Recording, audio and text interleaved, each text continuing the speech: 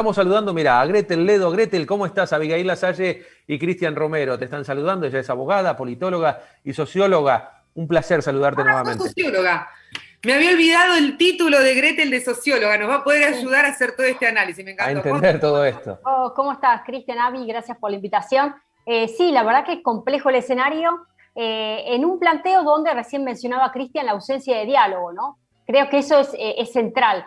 Más que nada porque nosotros, ustedes como periodistas y nosotros, digamos, hacemos también un análisis, también desde la política, hay un hastío de la gente del enfrentamiento en sí. O la gente ya tiene hastío de todo lo que sucede. Fíjense lo que fueron estas manifestaciones en la vía pública, donde se puede poner como chivo expiatorio a los niños, a las familias, digamos, a la sociedad en su conjunto. No, porque la falta de diálogo entre los poderes políticos hace que la gente tome estas decisiones que de alguna manera muestran una fisura en esta coinonía que sí se veía el año pasado.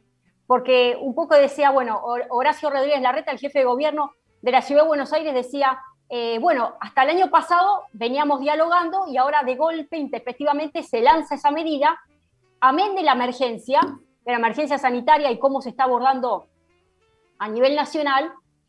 Hubiese estado interesante que previamente, antes de lanzar la medida, por lo menos haya una mesa donde se siente el jefe de gobierno de la Ciudad de Buenos Aires, se siente el presidente de la Nación, así como el mismo presidente un poco dejó, digamos, la pelota picando en las jurisdicciones provinciales al decirles, bueno, cada una de las jurisdicciones va a tener que tomar las medidas necesarias a fin de disminuir, digamos, los niveles de contagio, ¿no?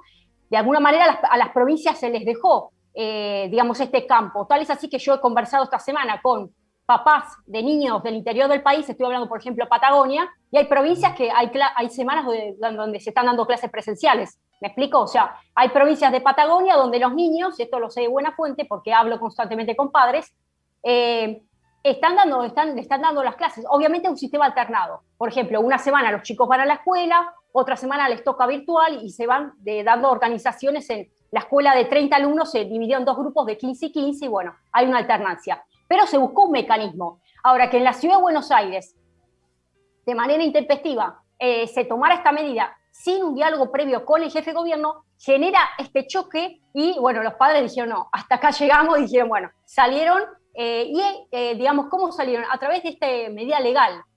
Las partes demandadas, padres de niños, la Ciudad Autónoma de Buenos Aires en calidad de demandada y la Fiscalía incoan esta acción y la Cámara finalmente de Apelaciones da lugar. Obviamente que ahora va a ver qué es lo que se resuelve en una instancia, digamos, suprema, digamos, estamos hablando de la Corte, en fin, pero este desgaste institucional, vuelvo a decir, la gente ya toma como medida última tomar la calle, digamos, el acampe de la vía pública por la ausencia de conexión entre los sectores políticos en un año, y ahí sí quiero hacer el paréntesis, en un año electoral.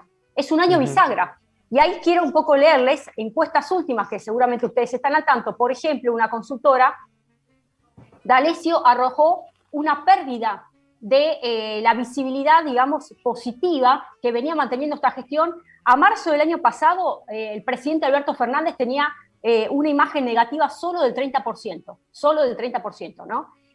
Para este año ya está llegando prácticamente a los mismos niveles de la vicepresidenta de la Nación. O sea, está arrojando 58% y Cristina 61%. Macri supera. Siempre Macri está por arriba, está en 62% de imagen negativa. Ya digo, Mauricio Macri ya no tiene chance para seguir corriendo en un plano de volver. En todo caso, lo que sí se está por ahí quizás ponderando desde Juntos por el Cambio es una gran interna para un escenario del 23, donde en el mejor de los casos corra dentro, bueno, Schiaretti, Pichetto, Perotti, bueno, que haya una gran interna dentro de Juntos por el Cambio donde de alguna manera pase la posta Mauricio Macri por los niveles de negatividad que ya dejó y que no son para mí susceptibles de ser levantados después de lo que hizo con el Fondo Monetario Internacional. Eso de lado, dejándolo de lado, la imagen negativa que hoy se está suscitando es en torno a estas medidas. Porque, a ver, el año pasado todos los argentinos estábamos, digamos, en un plano de coincidencia con las medidas que se estaban tomando. Venía un mes, 2 meses, 3 meses, 4, pero después ya llegó un punto donde el que habla solo es el INDEC. Porque las últimas cifras que arroja el INDEC son una especie de barómetro, digamos, de punto de quiebre, de inflexión, donde el gobierno tiene que empezar a ver cuáles son los indicadores de pobreza, porque este acompañamiento de cuidemos la salud, nos cuidamos entre todos, tiene que haber acompañado con un cuidado de la economía. Y si yo le estoy diciendo a un comerciante que hay que cerrar a las 20 horas, digamos, no hay ni siquiera un fondo que se haya previsto de emergencia para el gran quiebre que se está dando en la actividad productiva. Yo estoy diciendo, a ver, objetivamente, quiero decir solamente, objetivamente, se está poniendo en riesgo las elecciones de medio término. Para el oficialismo se está poniendo en riesgo un buen porcentaje para la renovación de parte de bancas de la elección de medio. Solamente quiero decir, objetivamente, que creo que eso coincidimos todos. Por las medias, más allá de que es delicada la situación. Pero digo, si no se da una vuelta de viraje y seguimos con el mecanismo de cerrar, el tema es la economía. Acá lo que está urgiendo es la economía. Tal cual. Bueno, dos cosas te quiero preguntar y que puedas desarrollar un poco más. Hablamos de la falta de diálogo. También en el mismo gobierno, porque el ministro de Educación, aparentemente, antes que Alberto anuncie la medida, no estaba enterado. Y Bisotti tampoco estaba enterada, aparentemente. Entonces, ¿dentro del mismo gobierno también falta diálogo o hay una interna dentro del mismo gobierno? Después, bueno, claro, con Ciudad falta diálogo, obviamente. Y la otra es, los sectores más vulnerables, organizaciones sociales, también están saliendo a la calle. Eso es lo que se ve constantemente, Polo Obrero, distintas organizaciones sociales que están cortando la 9 de julio prácticamente a diario en reclamo de asistencia social, ¿no? Ahí lo que está mencionando Cristian es sustancial, porque los actores que acabas de denominar vos, que tienen un poder muy interesante, digamos, en esta disposición, de levantar las demandas y los grupos que representan, son base fundamental de este frente de todos. O sea, el frente electoral que llevó el gobierno adelante tiene un quid sustancial en la participación activa de organizaciones sociales, obviamente porque, digamos, es el espacio político que más le dio lugar a las organizaciones sociales. Si esas organizaciones sociales hoy están saliendo a la calle y resultan contestatarias de este modelo, bueno, ahí ya tenemos que prestar atención, más allá de los cortocircuitos internos en lo que implica todo lo que es el gabinete. Porque esto es algo que se repite. Recordemos que en la gestión de Mauricio Macri sucedía lo mismo. Y de la noche a la mañana, Marquitos Peña tomando decisiones y parecía una tiranía absoluta, digamos. El resto de los ministros eran títeres alrededor de todas las decisiones que se tomaban puertas adentro, y eran 3 o 4 los que decidían. Esto es de público conocimiento, el radicalismo siempre dejado a un costado. Bueno, ahora se está, digamos, de alguna manera sucediendo una especie de espejo donde hay un desgaste tan fuerte que indudablemente el presidente está mal asesorado, está tomando las decisiones en un plano muy arrinconado, donde ya no hay ni siquiera una mesa chica, democrática, donde aquellas personas que llevan las carteras fundamentales, donde se afectan derechos que tienen que ver con la educación, me refiero a la cartera que lleva el ministro Trota, tiene que ser parte fundamental. Más aún, cuando Trota había manifestado, y ya incluso en la ciudad mismo estaban tranquilos, que quédense tranquilos que la continuidad de las clases está asegurada de manera presencial. Recuerden que Trota de alguna manera lo anticipó. Entonces ahí llega el jefe de gabinete, el jefe de gobierno, viendo una especie de perplejidad en un escenario que se repite. ¿Se acuerdan lo que pasó el año pasado? Que también hubo una serie de anuncios y se enteró 15 minutos antes por WhatsApp. Él lo dijo. O sea, anuncios que fueron de golpe. Ese movimiento de placas tectónicas hace que se llegue a un hastío generalizado de parte de la ciudadanía, donde ya son los propios sectores que conforman supuestamente esa base electoral que votó el Frente de Todos que están tomando la calle. Y ahí volvemos un poco a la encuesta. Imagen positiva, hoy está teniendo Horacio Rodríguez Larreta 53%, Vidal 48%, Patricia Bullrich 47%, Diego Santilli 44% y Alberto Fernández 40%. Si bien Alberto Fernández tiene un 40% de imagen positiva, el problema es la imagen negativa, que está escalando a niveles que pasó de un 30%, como dije, a inicios del año pasado, a actualmente llegar a 58%. Y hoy por hoy, dentro de lo que es la apreciación positiva de los votantes del Frente de Todos, mientras ese votante en marzo del año pasado, el 96% tenía una imagen positiva, hoy hay un 79%, o sea, bajó de un 96 a un 79 del propio nicho duro del Frente de Todos. Por eso ahí estamos hablando de este desgaste, ¿no? Si vos, si estamos analizando, vamos a tomar estos puntos, ¿no? Estos porcentajes de imagen negativa y positiva que hablamos de todos estos candidatos, que son los mismos, convengamos, ¿no? Sí, sí. Se vienen las elecciones este año y son los mismos que van a competir en el 2023 también. O sea, la misma gente. Ahora, ¿hay una posibilidad de que haya un cambio político? Porque, a ver, desde el peronismo, diríamos, o del Frente de Todos, para no llamarlo peronismo, desde el Frente de Todos no hay candidato. No hay candidato en el peronismo, justicialismo federal, como la queramos llamar, no hay un candidato fuerte que mida para una nueva elección en el 2023. En Juntos por el Cambio lo tienen a Rodríguez Larreta, que es el que más mide, que yo entiendo que va a ser candidato a presidente en el 2023 y por eso ya está en campaña. Sí, o sea, sí. Lo que está sucediendo hoy es el principio de la campaña de Horacio Rodríguez Larreta para 2023 ser presidente de la Nación. Avi, me parece que también, ¿cómo? Haciendo referencia a lo que decís, me parece que también Larreta sale en este contexto a oponerse a la medida de Alberto cuando está apareciendo la ex gobernadora, ¿no? Que puede ser otra de las candidatas. Por eso decía María Eugenia Vidal lo mismo, que podría haber una interna a candidato a presidente, viste que el que dice que el que gobierna la provincia de Buenos Aires en general nunca llega a presidente, pero bueno, vamos a ponerle. No, lo que vos mencionás, Xavi, es una realidad. Por eso, a ver, ¿por qué Horacio Rodríguez Larreta, amén del tema de la ausencia de diálogo? Saquemos la ausencia de diálogo, que es algo que está claro que no hubo comunicación y bueno, se enteró directamente, salió el decreto. Fuera de eso, que la verdad que lo estamos repudiando, si se quiere, tendría que haber existido ese diálogo. Al margen de eso, es obvio que Horacio Rodríguez Larreta se iba a oponer tajantemente cuando, si esto se replicaba el año pasado, porque el año pasado fue todo virtual, o sea, las clases todo virtual, el año pasado tomó una tesitura y este año la cambió. ¿Pero por qué cambió? O sea, si supuestamente hay una segunda ola, ¿por qué cambió? Simplemente porque es un año electoral. O sea, acá también hay especulación.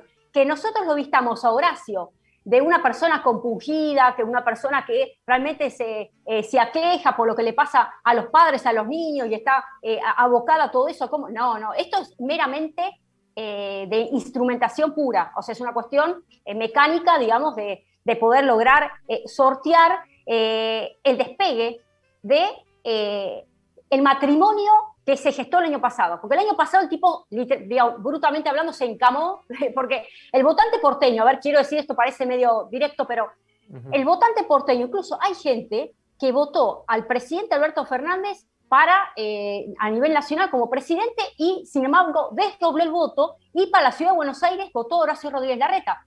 Porque la mentalidad del porteño es totalmente distinta a la mentalidad de una persona al interior del país, porque lo que vende Horacio es gestión, ¿no? Es obra pública y gestión. Una persona que lejos de tomar medidas... ¿no?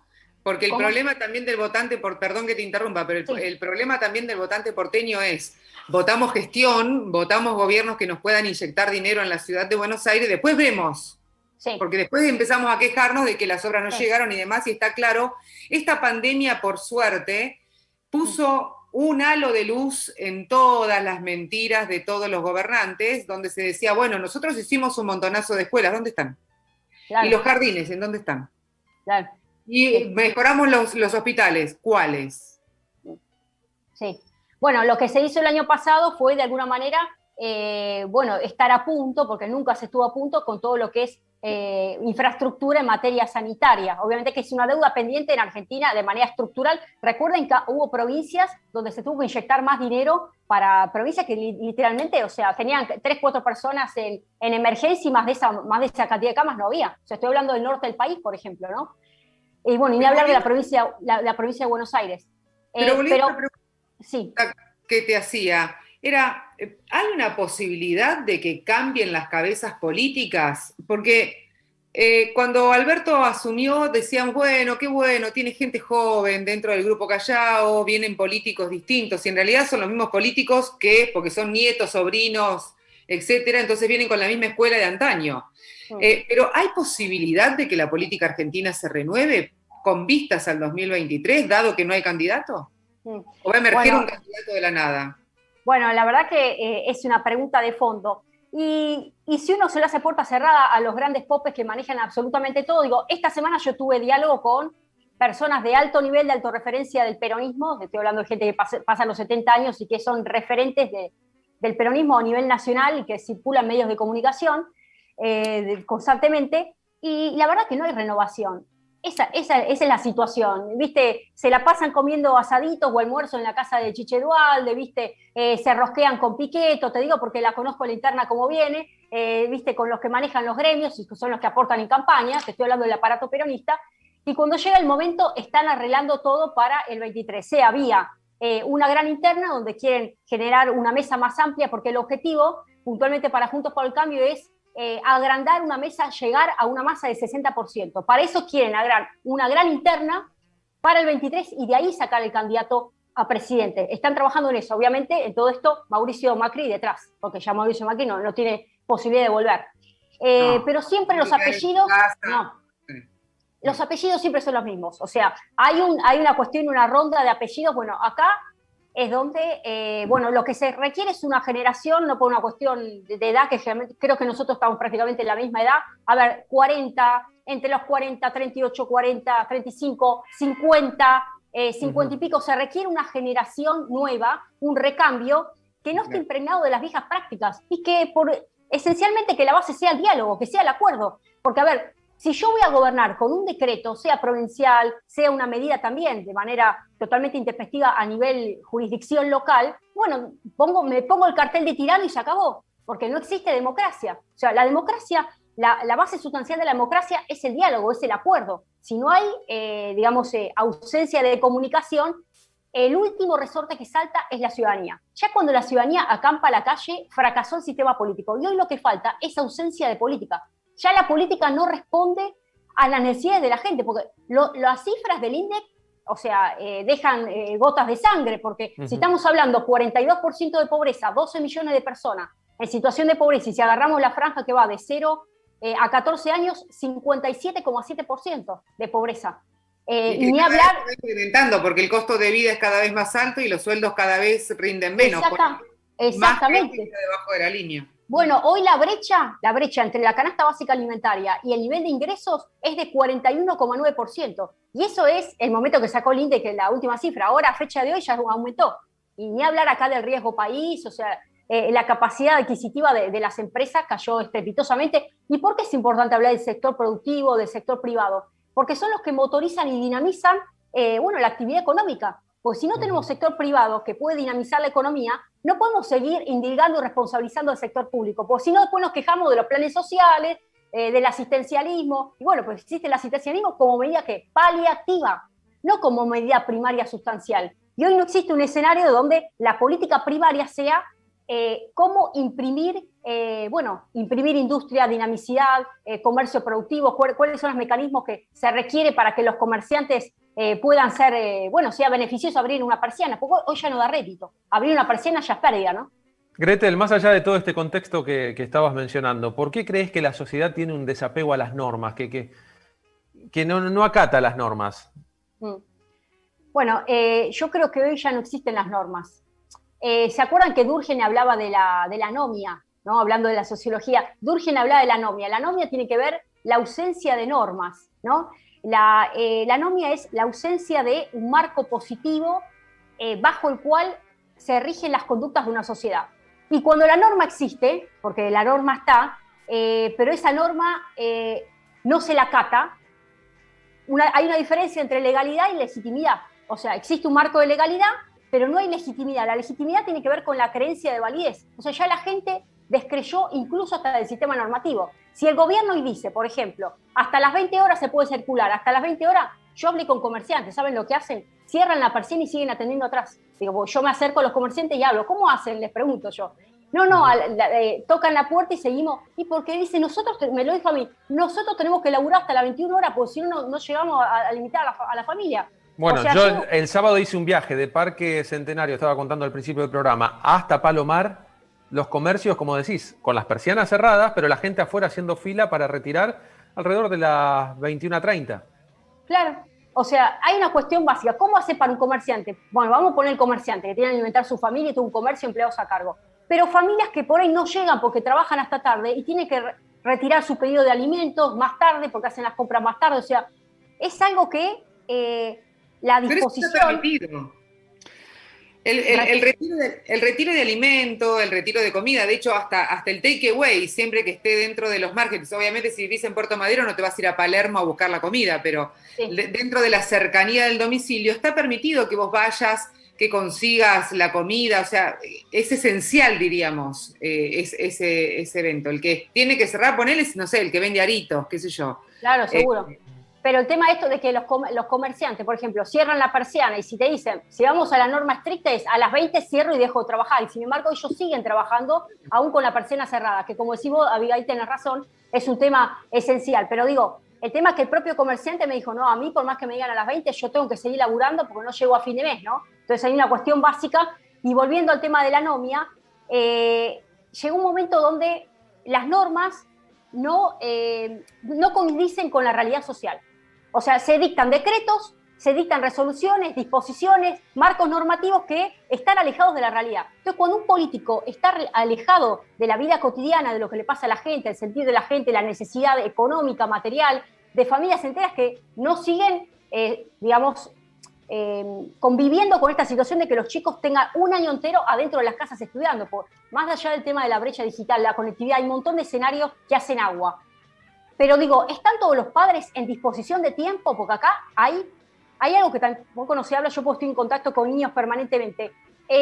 Los padres se han tornado una especie de docentes, porque los padres se han tenido que sentar al lado del chico, porque le dan las tareas, les cuento, les mandan por WhatsApp las tareas, otro con la famosa aula virtual, no sabían cómo conectarse a internet, armar un Zoom, tuvieron que a fuerza, con toda una serie de dispositivos, y fundamentalmente esto, ¿qué pasa con el papá que tiene que trabajar? Porque me decía, no sé qué hacer con la nena, porque tengo que estar, no sabe prender la computadora, tengo que asistirla en una tarea, más si es una clase de movimiento más creativa, al niño lo dejan solo, el padre tiene que salir a trabajar. O sea, es algo que desde el punto de vista práctico no se puede llevar a cabo. Mantener el aula totalmente en la casa por un año más o como fue el año pasado, no es sostenible para las familias, porque por eso la demanda la incoan los padres. La demanda la incuban los padres, porque los padres son los principales, afectados, digamos, en esto, ¿no? Gretel, un placer como siempre. Muchísimas gracias por tu tiempo y gracias por, ayudarnos a entender un poquito el contexto en el que estamos viviendo. Bueno, gracias a ustedes, nada, y esperemos que Argentina salga adelante porque amamos este país, todos los que hacemos esto día a día, realmente lo que más queremos es que Argentina salga adelante. Así que bueno, gracias a ustedes. Muchas gracias, un placer como siempre.